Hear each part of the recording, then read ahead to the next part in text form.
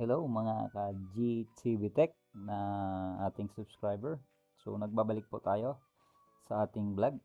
So mapapansin niyo po ang vlog ko ngayon is hindi na lang po microtech, is kung ano po ang mayroon ako na mga equipment or na skills na may bibigay ko sa inyo. ah Asahin niyo po, yun na po ang magiging upload natin. Kahit ano po ang magiging upload natin, at least may matutunan yung mga baguhan na magko-configure din or bibili din or panibagong configuration or setup sa ating mga uh, setup na sa ating EP. So ngayon mayroon akong AW73 na model niya is compass. Uh, so kaya nito is up to 76 users and then 300 Mbps. So access point, pero may features po ito ng iba-ibang features siya. So, pwede natin itong gamitin bridge, pwede natin gamitin as router, pwede natin gamitin as AP, or pwede natin siyang gamitin as repeater. So, yun ang function nito. So, ang kagandahan po nito is kaya nito ng 100 meters, 250 to 200 meters. Pag open field po, kaya nito ang mga 200 meters. Pero siguro pag madaming mapuno, maraming harang, may mga buildings, hindi siya aabot doon. At least 100 lang siya. So, minsan po hindi siya tumatagos sa marami ng pader. Sa open field, ang ganda nito, ang ating EW73. So, mostly lahat ng piso wifi ko, karamihan po is ganito. EW73 kasi 360 po siya paikot na kaya niyang magbigay ng range ng 100 to 150, pero ang reliable nito is 100 to 150 meters po. Ayun po ang pinaka recommend nito. Pero pag open field po siya, kaya niyang mag-connect kahit 200, mga 200 meters po. So that's guys, po umpisa na natin kung paano ito i-configure. So sa mga kapiso wifi natin dyan, yun ang mostly ginagamit ito, or pwede naman itong gamitin sa bahay na pang outdoor antenna para ma-broadcast din, or para malawak kahit malayo ka sa iyong bahay, pwede mo siyang may setup. So first po is babaguhin natin yung ating IP address. Punta tayo sa network natin, Ethernet, then change adapters option. Dito papalitan natin siya dito sa protocol, TCP IP, then properties natin, then use following IP. So type natin 192.168.10.3. O bakit nilalagay ko 3 is ang default kasi nito ng AW73 is 10.1. Ganyan po ang default niya is 10.1. Hindi po natin siya kukunin ang 10.1 kasi conflict po siya. So, i-align lang natin is 10.3 or 10.2. So, mostly para safe is 10.3 po. Then, lagay natin yung subnet mask natin. Then, okay. So, since na-configure natin, titingnan natin kung nabago ba ang IP address, status, details, yan. 192.168.10.3. So, pag tinignan natin yan, dito sa browser natin, so, click lang natin siya, is 192.168.10.1. So, ayan po ang login. So, lalagay tayo ng kung bago po to, lalagay natin is admin. Okay? Admin. Admin.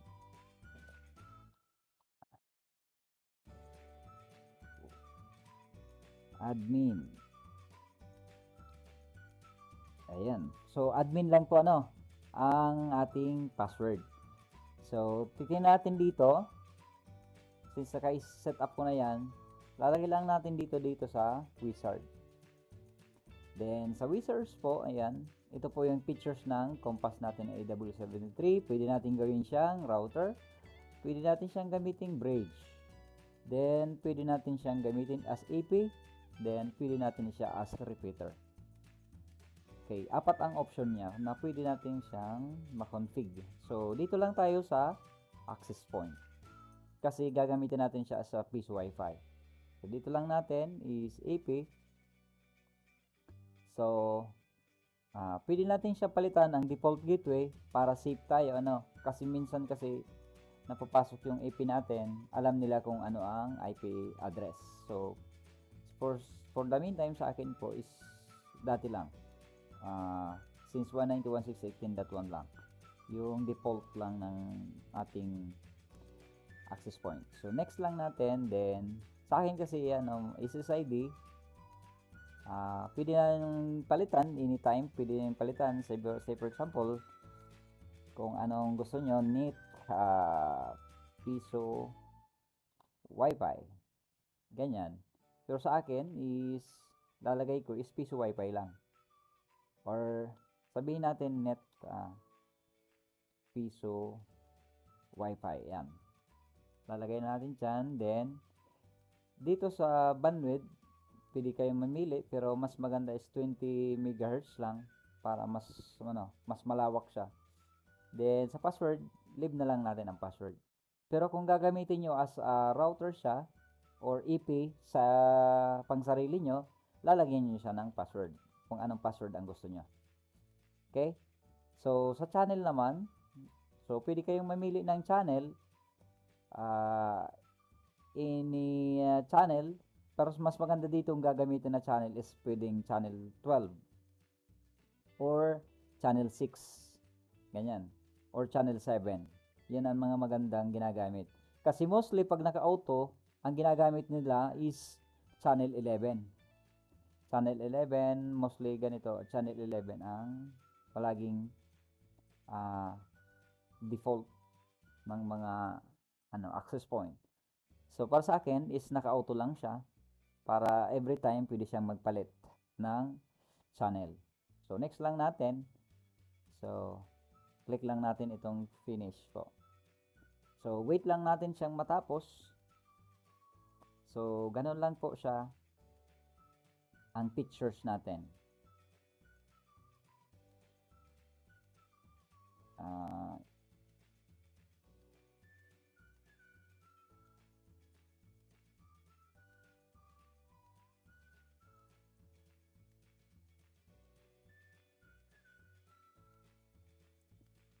Okay.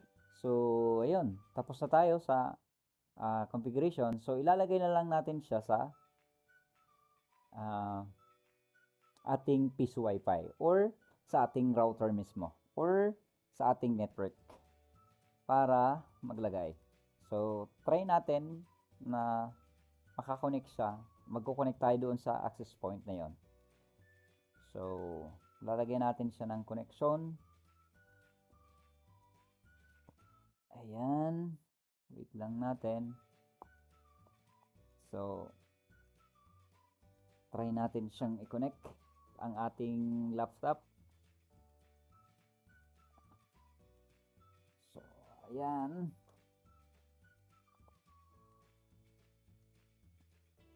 So, wait lang natin. So, try natin kung may net. Pasukin natin dito. Yung ginawa natin is net piso Wi-Fi. So, ayan. Connect tayo. Walang password yan, Walang password. Kaya automatic siya kukonect. Kasi ang mga piso Wi-Fi is wala siyang password. Ayan. Connected na tayo. So, since connected tayo, try natin kung may net siya. Then, YouTube tayo. Ayan. So, ayan. So, pwede nating ayan. So, ayan. Connected tayo sa ating so, try nga natin ito. This sweet notes. Ayan. Try natin. Kung mag-loading siya. So, ayan.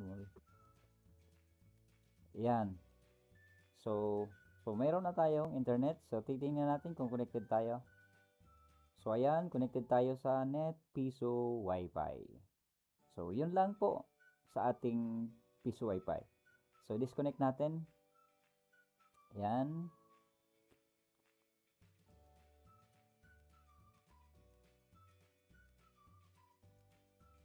So, balik tayo dito sa ating compass. So, titingnan natin na siya. Status. Ayan.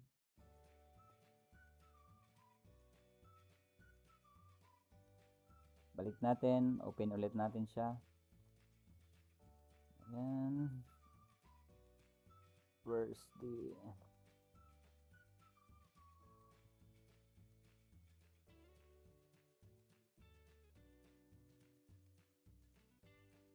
So, yun po, ano. Lagay lang natin yung password natin. Admin.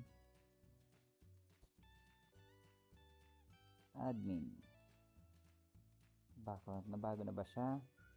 Admin. So, admin. Ay, naka-caps lock. Sige, admin.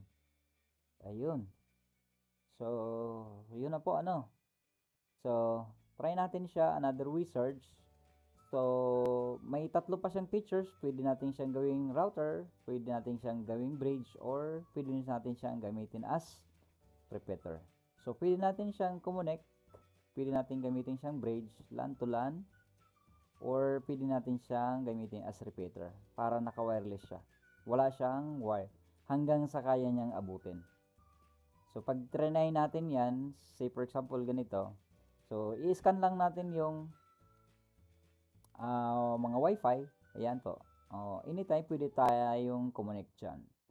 So, kahit saan dito, pwede tayong connect kung alam natin ang password. So, yun po ang wireless na repeater. Yun. May features po siya. So, ayan. So, that's it for this tutorial. I hope may natutunan kayo dito sa ating access point na EW73 compass po. Yun mostly yun po ang ginagamit kong mga access point. So, yun. See you guys for my next video.